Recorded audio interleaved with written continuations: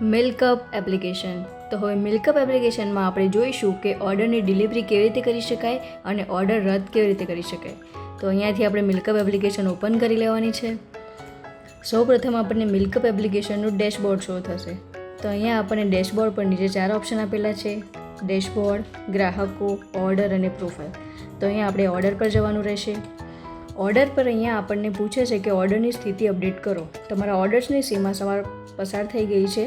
કૃપા કરીને ઓર્ડર પહોંચાડ્યા અથવા રદ તરીકે ચિહ્નિત કરો. તો તમારે બધા જ ઓર્ડર પહોંચાડ્યા હોય તો તમે બધા ઓર્ડર પહોંચાડ્યા પર ક્લિક કરી શકો છો, અને અથવા બધા ઓર્ડર રદ કર્યા હોય તો બધા રદ પર ક્લિક કરી શકો છો. હવે મેં અડધા ઓર્ડર પહોંચાડ્યા છે અને અડધા ઓર્ડર નથી પહોંચાડ્યા, તો હું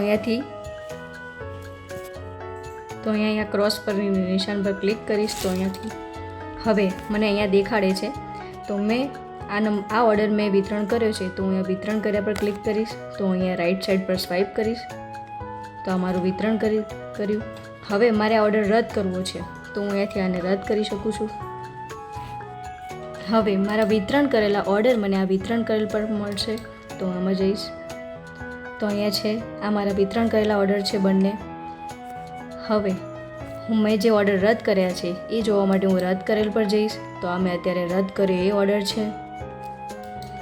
હવે વિતરણ કરેલા ઓર્ડરમાં મને અહીંયા હું બિલમાં જઈને જોઈ શકું છું કે મારે કઈ તારીખમાં એન્ટ્રી પડી છે. તો અહીંયા 4મી તારીખનો મેં ઓર્ડર વિતરણ કર્યો, તો અહીંયા મને 3 લીટર દૂધ બતાવે છે. હવે અહીંયાથી હું બહાર નીકળી જઈશ. તો આવી રીતે તમે ઓર્ડર જનરેટ કરી શકો છો અને ઓર્ડર રદ કરી શકો છો.